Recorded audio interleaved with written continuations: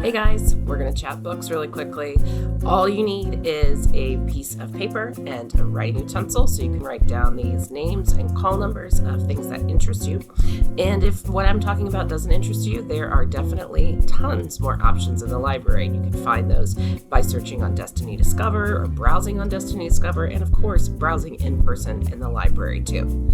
That call number is going to help you find the book. You've used this map several different times at least, or at least seen it several different times. Quick reminder, inside the columns, fiction. Those are organized by author's last name, starting with A and moving around to Z. And then on the outer perimeter of the library, you have the nonfiction, which is organized by those actual call numbers versus last names, starting around 0-ish, going all the way around to 900. So make sure you're paying attention to those names and call numbers because they will be really helpful for you moving forward. And again, you might just want to have that writing utensil and piece of paper out. I'm going to move kind of quickly just because I know our attention spans don't want to hear a librarian yapping for ages and ages. So we are just going to keep moving right along. Okay, first up, we have The Davenports by Crystal Marquise. This is a really great read. It is historical fiction. It is set in 1910 Chicago, and it follows the story of William Davenport and his family, particularly his daughters.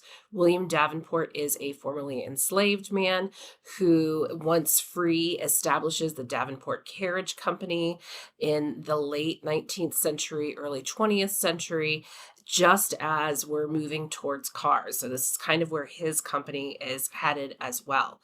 He has amassed incredible wealth for his family, and it is a story of Black excellence and Black success in the early 20th century. It is definitely an undertold story, and it's also rooted in truth. It is based on the life of C.R. Patterson, who ends up establishing a motor company in Greenfield, Ohio, and it takes facts of his life and retells them fictitiously while also telling the story of what life was like for the family. This is, there are parts that are super fun. The girls are like young socialites and trying to figure out how to navigate relationships and social circles in their incredibly unique situation. This book is also the first in the series. The second is coming out this November. It's a quick read, it's a fun read, and it's an important one. I can't recommend The Davenports enough. That's The Davenports by Crystal Marquise. Make sure you're paying attention to those call numbers. All right, the next one we are going to talk about is Uglies by Scott Westerfeld. Uglies might sound really familiar to you because it has recently moved to Netflix. If you're the kind of person who likes to read before you watch or watch and then read and see the differences, this is a great one because there are some differences in the story. However, it's, I'm going to leave that up to you to watch, to discern what those differences are, how much they impact the narrative, etc. Uglies is a futuristic dystopian novel. It is set in a futuristic world, kind of post-apocalyptic, where the government is trying to solve the problem of wars and hate between cultures by making everyone have a sort of equal appearance, hence the notion of Uglies. Uglies is the idea that up until the time you're 16, you appear a certain way, and then on your 16th birthday, you move into this physical transformation that makes you a quote unquote pretty. However, there are some young people in the society who are questioning whether or not that is ethical and what exactly is going on within that. This is a really fun read. It is also the first in a series if you like to set yourself up for multiple reads. And if you have watched the Netflix series, or you do at some point, you'll notice that it is very much set up to pick up on the rest of the series. Again, it's dystopian sci-fi, it's fun, it's light, but it also deals with some issues, of ethics, which I think it makes it even more interesting and compelling. That is Uglies by Scott Westerfeld. So, of course, nonfiction is an option too, and we have some really great nonfiction options for you. My favorite current one that I've read is Questlove's "Hip Hop is History," and I actually have a copy from the library, public library, right here. If you don't know who Questlove is the drummer for The Roots. The Roots is the band that's on Jimmy Fallon. They have an existence outside of Jimmy Fallon too, but that might be where you know them from. Questlove was asked to, if you saw the 2023 Grammys, there was a hip hop tribute because it was considered the 50th anniversary of hip hop, of the birth of hip hop.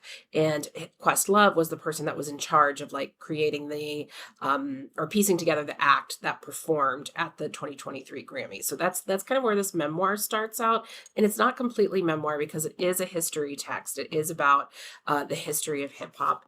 It is organized by years. So the contents are organized by the eras that Questlove has identified as like almost movements in history throughout hip hop. I absolutely loved it. It's part memoir, like how Questlove was, how he viewed these musical moments, how he experienced them and lived them, and then also how they impacted pop culture, how they impacted American politics. I found this to be a really, really interesting read. One of my favorite parts is at the back. Of course, it has an index because it's, reading like a history book a bit. But then at the back, it is like this massive playlist. And actually, you can see it is what Questlove deems to be the best of hip hop, like the absolute must listen tos. And it goes on for pages and pages and pages. And I think there's even like a playlist on Spotify that already has it.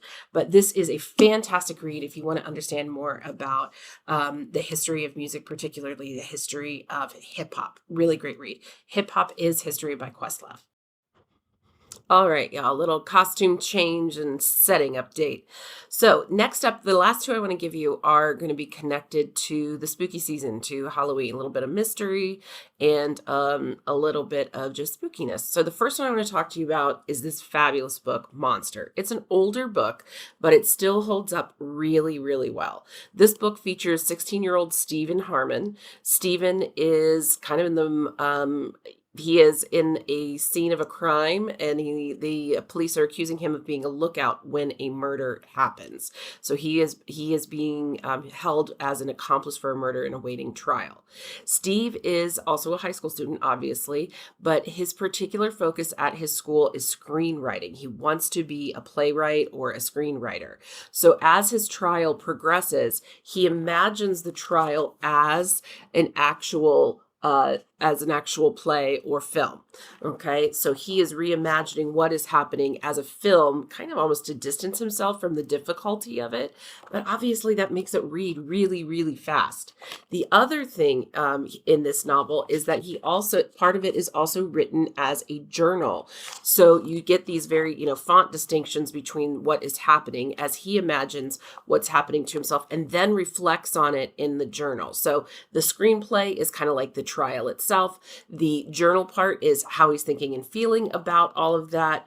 It does have some flashbacks, so you can like help tie some pieces together. But this is a great mystery and a tremendous award winner by author Walter Dean Myers, and that is Monster. Such a good read.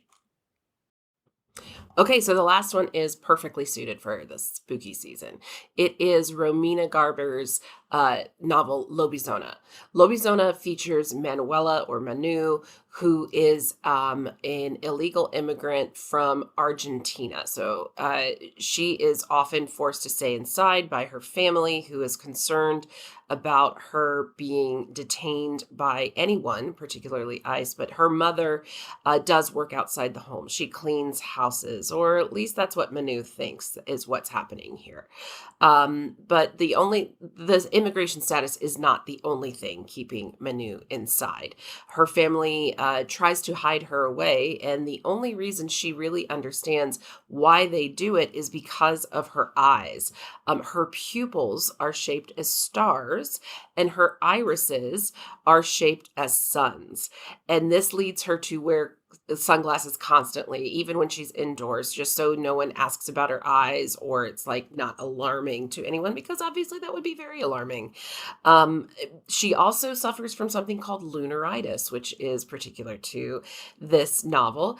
And every full moon, she develops this lunaritis, which leaves her writhing in unbelievable pain. She takes really strong sedatives provided by her mother, and her mother's just basically trying to get her to sleep through it. Well, eventually, Manu's mother is detained by ICE, and this leads everything to change because now Manuela is going to have to leave the house. And when she does, she learns a lot more about her identity than she ever knew. And a lot of it, as you might imagine, is tied to those very interesting eyes. This is definitely one that is perfect for October. It's a great read. It's a fun read, but it also involves, a little bit of intensity that keeps it going. This is Lobizona by Romina Garber. All right, y'all, so that's 5 quick titles just to get you kind of thinking about what it is you might want to read. As you head to the library, don't forget, we have great humans in the library who can help connect you with some great resources, but there's also Destiny Discover, and of course you have the library map, which can help you find what you need. Remember, fiction on the inside, nonfiction on the outside. When you hop onto Destiny Discover, don't forget you can search just by title in the browser bar, or I should say search bar, but you can also just look in our collection. So if you want to particularly focus on sci-fi, look for that sci-fi collection. Or if you like award winners, look for the award winners collection. There's lots of ways to search. Find something you like. Happy reading. Hope to see you soon.